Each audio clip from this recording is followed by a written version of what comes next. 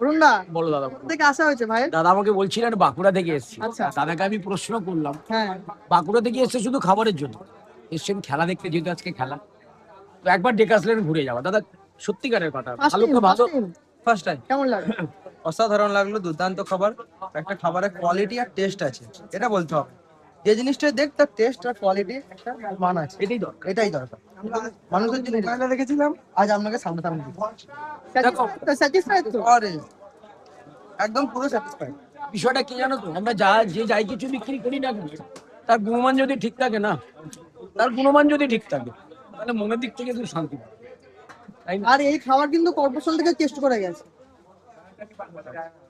অবশ্যই, কারণ টেস্ট ভালো হলে তো কর্পোরেশন থেকে কেন, যেখান থেকে টেস্ট করে যাবে সে ভালোই বলবে। হ্যাঁ হ্যাঁ হ্যাঁ। যদি খাবারের কোয়ালিটি আর টেস্ট ভালো হয়, সে কর্পোরেশন কেন, সে যদি দিল্লি থেকে যদি আসে তাহলে সে ভালোই বলবে। খাবারটা ভালো দরকার। অবশ্যই খাবার ভালো দেওয়া, এটা বলতে হবে।